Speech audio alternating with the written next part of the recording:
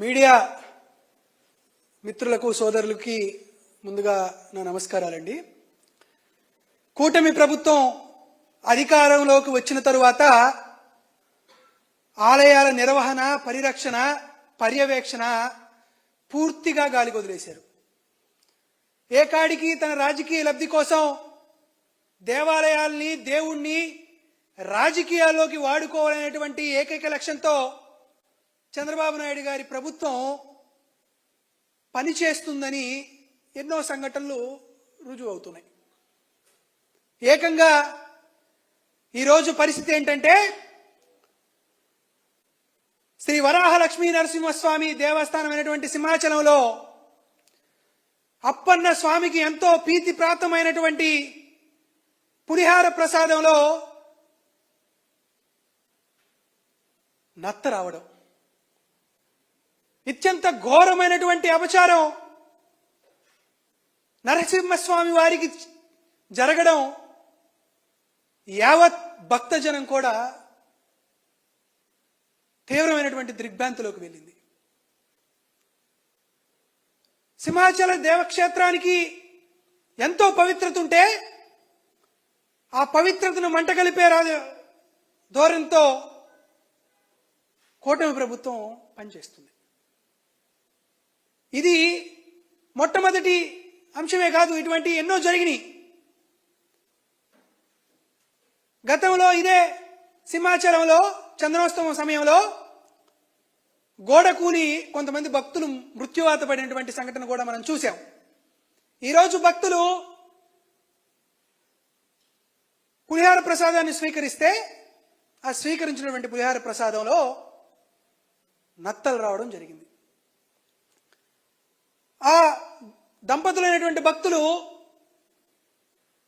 అయ్యా మేము తీసుకున్నటువంటి ఈ పులిహోరలో నత్తలు వచ్చాయని మళ్ళీ ఆ కౌంటర్ దగ్గరికి వెళ్ళి అక్కడ అధికారులకి విన్నవిస్తే నిర్లక్ష్యపూరితమైనటువంటి సమాధానం వారికి చెప్పడమే కాకుండా వారి దగ్గర ఆ ప్రసాదం ప్యాకెట్ను లాక్కొని మీ దిక్కున్న చేటు చెప్పుకోండి, ఈ విషయాన్ని మీరు బయటకు చెబితే మీ పైన చర్యలు తీసుకుంటామని వారిని బెదిరించి వారిని భయోత్పాతులకు గురి చేస్తే వారు సింహాచల అధికారుల యొక్క నిర్లక్ష్యాన్ని, కూటమి ప్రభుత్వం చేసినటువంటి అపచారాన్ని ప్రజలకి తెలియజేస్తూ ఒక వీడియో రిలీజ్ చేసి భక్తులందరూ, ప్రజలందరూ అప్రమత్తంగా ఉండండి, కళ్ళకద్దుకొని తినాల్సినటువంటి ప్రసాదం ఈసారి నిశితంగా గమనించి తినాల్సినటువంటి దుర్భర స్థాయికి సింహాచల ఆలయ నిర్వహణ ఉందని వారు తెలియజేస్తూ వారు ఒక వీడియో పోస్ట్ చేస్తే ఈ ప్రభుత్వం అత్యంత ఘోరంగా తమ తప్పుని ఎంచి చూపినటువంటి ఆ భక్తుల పైన మత విశ్వాసాలని రెచ్చగొట్టారు అనేటువంటి నెపంతో నాన్ బెయిలబుల్ సెక్షన్స్తో వారిపైన కేసు కట్టడం చూస్తే, చంద్రబాబు నాయుడు గారు మీరు ఇంతకంటే దిగజారరు అని ఈ రాష్ట్ర ప్రజలు అనుకున్న ప్రతిసారి మీరు అంతకు మించిన స్థాయిలో దిగజారిపోతున్నారు.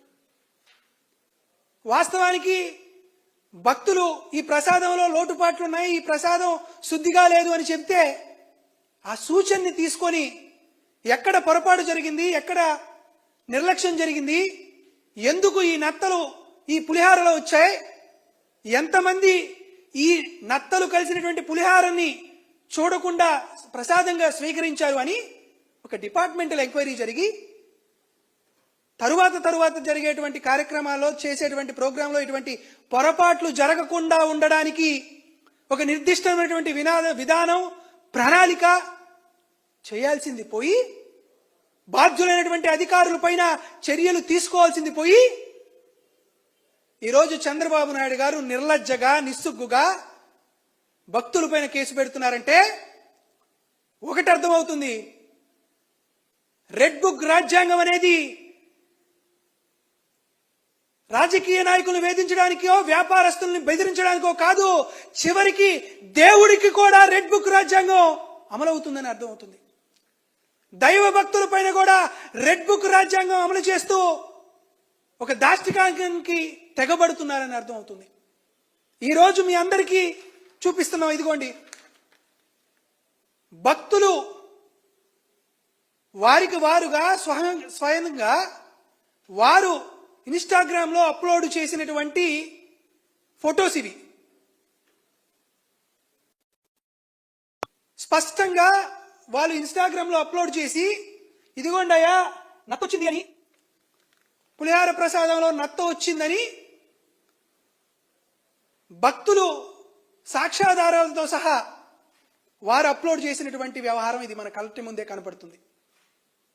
కాబట్టి ఈరోజు చాలా స్పష్టంగా చెబుతున్నా, చంద్రబాబు నాయుడు గారు మీరు చేస్తున్నటువంటి ఈ దేవస్థానంలో రాజకీయాల్ని ప్రజలు క్షమించరు. యావత్ హిందూ ప్రజానీకం, ప్రజా సంఘాలు, భక్తజన సందోహం కూడా చంద్రబాబు నాయుడు గారి ప్రభుత్వానికి ఇది చివరి హెచ్చరిక చేస్తున్నారు. ఇకనైనా రాజకీయాలు మాని ఆలయాల నిర్వహణ పైన కాస్త శ్రద్ధ పెట్టండి. ఆలయాల్లో జరిగేటువంటి దైనందిక కార్యకలాపాల్లో ఎక్కడ కూడా అపచారాలు లేకుండా ఒక నిర్దిష్టమైనటువంటి విధి విధానాల పైన మీరు ఒక రివ్యూ చేయండి. ఒక ప్రణాళికాబద్ధమైనటువంటి కార్యక్రమాలు చేయడానికి మీ దేవాదాయ శాఖకి కాస్త పని చెప్పండి.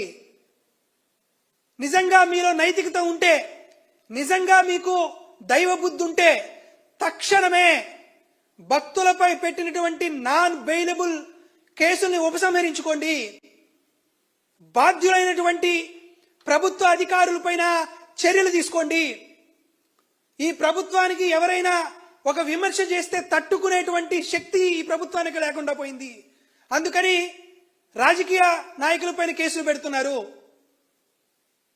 సూచన ఇచ్చినటువంటి భక్తులపైన కేసులు పెడుతున్నారు. అంటే ఈ నియంత పరిపాలనలో ప్రశ్నకు ఈ ప్రభుత్వం భయపడుతుంది. ఎవరైనా ఈ ప్రభుత్వం పైన గొంతెత్తితే ఆ గొంతుని నులిమేయాలనేటువంటి ఏకైక లక్ష్యంతో కూటమి ప్రభుత్వం పనిచేస్తుంది. కాబట్టి ఎండోమెంట్ మంత్రి కాడి నుంచి ముఖ్యమంత్రి చంద్రబాబు నాయుడు గారి దాకా వైఎస్ఆర్ కాంగ్రెస్ పార్టీ ఖచ్చితంగా డిమాండ్ చేస్తుంది. దీనిపైన ఒక ఎంక్వైరీ చేయాల్సిందే. ముందస్తుగా భక్తులపైన పెట్టినటువంటి కేసుని ఉపసంహరించుకోవాల్సిందే. ఇప్పుడే సబ్స్క్రైబ్ చేయండి, లైక్ చేయండి, షేర్ చేయండి. VTV ప్రైమ్, మీ ఉత్తమాభిరుచుల సమ్మేళనం.